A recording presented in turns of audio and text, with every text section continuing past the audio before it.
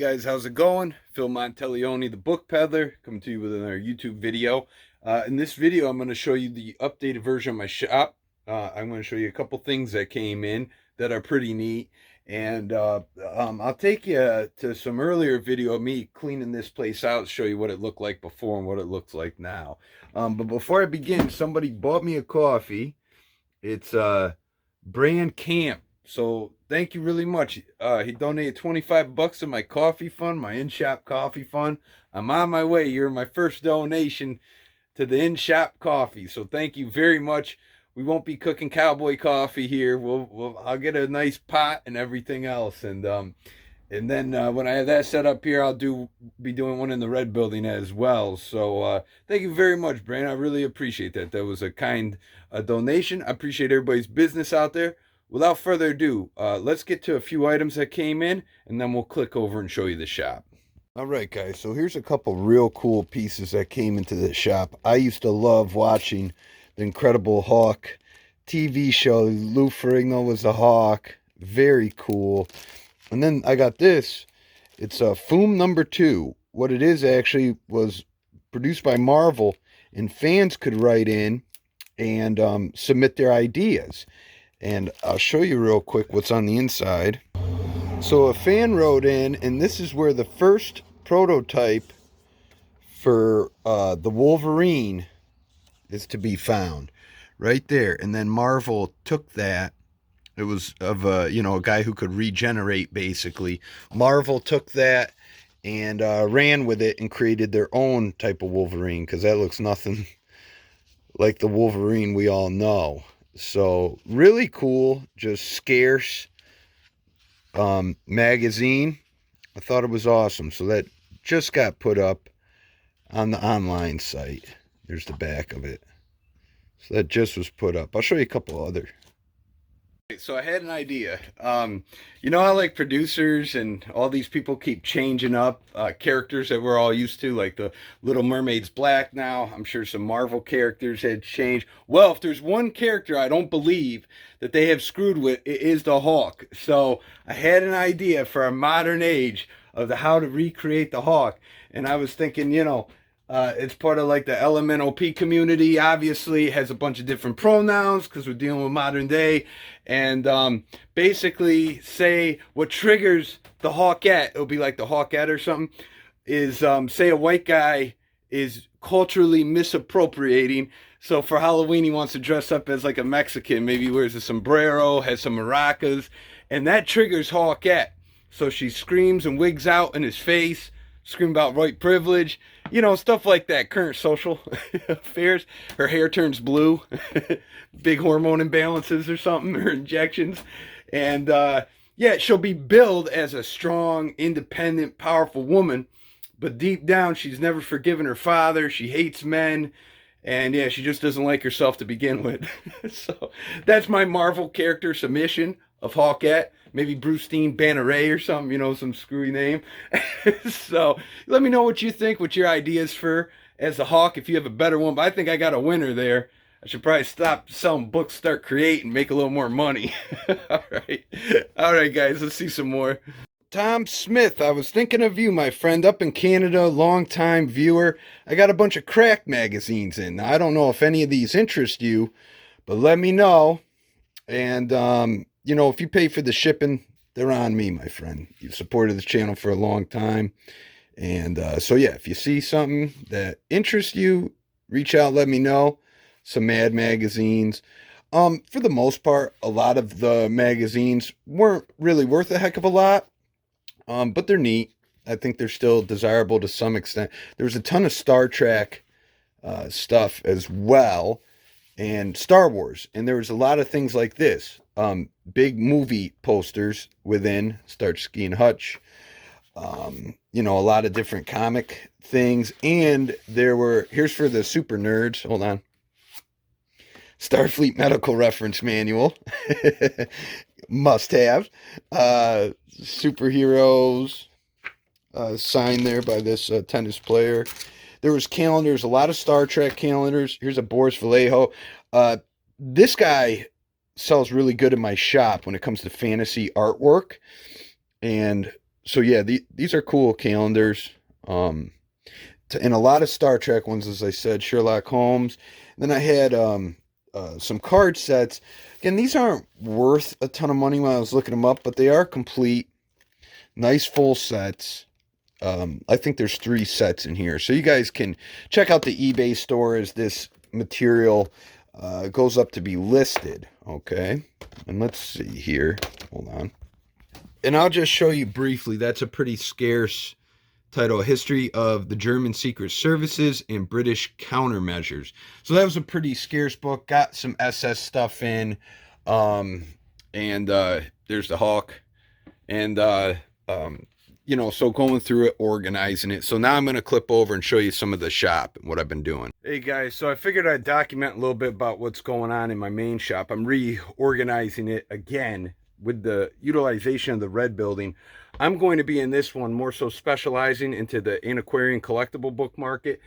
I'll still be selling general material in here, but only the best sections. I can't have stuff sitting that's just taking up real estate, basically.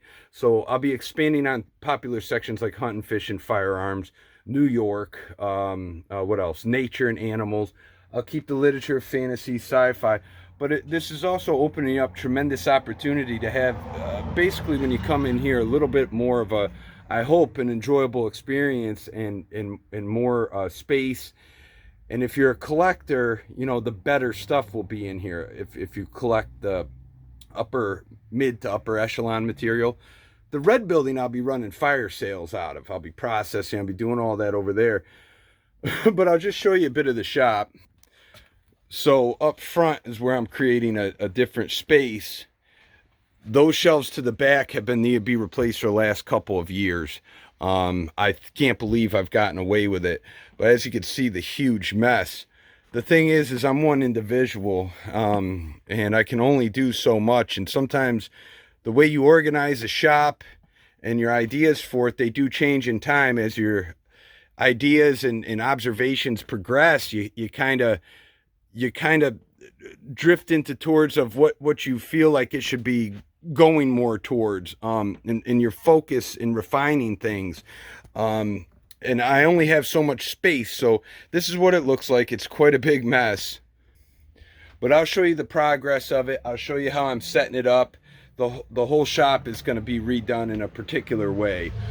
And of course, I'll keep documenting the red building. I have 2 weeks. I'm trying to get everything done and still maintain a presence online and do everything else. It's a lot. It's a lot of work. My back is killing me. I'm bringing a weight belt in to help. But yeah, I'll show you the progression, guys, and we'll see what we come out with, all right? Oh, and I forgot to say, I want to put a little bit more detail. So certain sections like biographies, autobiographies, they just don't sell. I don't sell them. It's been years since I sold one out of here. But what I will do is say, take like I have an Elon Musk autobiography or biography. So I'll put it into the science section, you know, stuff like that. Bertrand Russell, 2-volume set on his letters. Maybe I put it in the philosophy or probably in the general literature section. So I'm still going to keep it, but it's going to be put in genres of where I believe it best should be. You know, a lot of the current affairs stuff doesn't sell. Again, I might have a miscellaneous section for some of this stuff. But for the most part, I can't move it. So I'll either bulk up titles and put them on eBay, or they go in the red building for a fire sale. I mean, this is just the kind of stuff that I realized that 8 years of having an open shop, I'm basically shopping for people at this point. I know what they like, and so I want more of it. I want to have the largest New York collection in the state. You know, I want to try to buy out everybody's New York.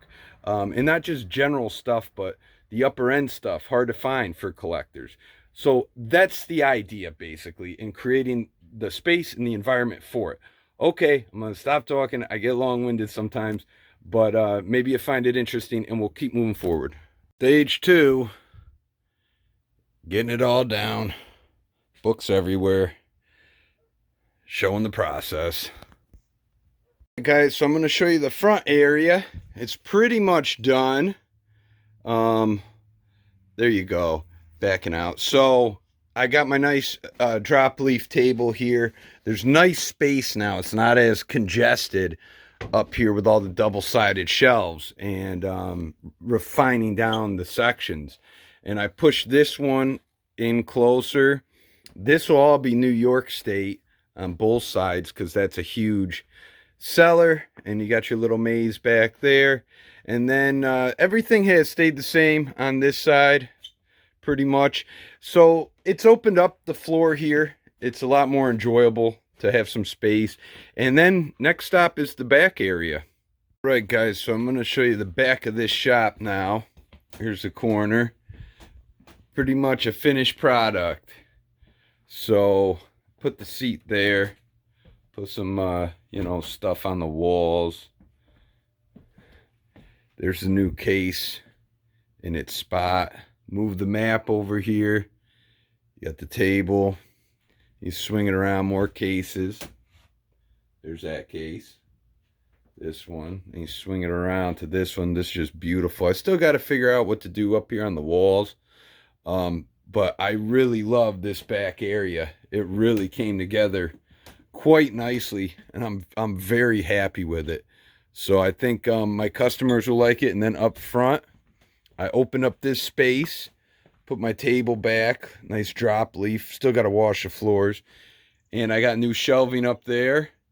So that stuff on the floor is going to move out. But yeah, I'm really happy with this. Ton of work, worth it all the way. I'm more comfortable in the shop. And it's looking sharp. I really like it. Condensed down my sections to only the best selling stuff. The rest is in the other building. And I'll take you over to the red building now, and we can see the progress that's being made. Right, giving you a quick update on this building. We got the panel box there. Putting up the shelves. This will look radically different once again next time you see this. Everything will be cleaned up. We got in a couple of the double-sided shelves filled with books. Some rolling carts. These will be moved upstairs. I'm just going to show you the downstairs.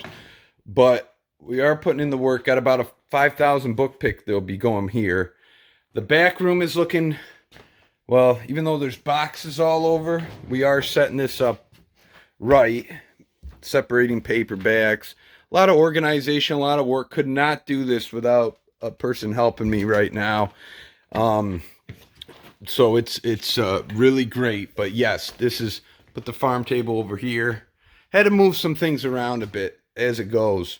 But anyhow, yeah, this is this building. And even though it looks like it's, well, it is very cluttered, it's coming together. And next time I click over here, it's going to look radically different. Guys, I hope you enjoyed the video.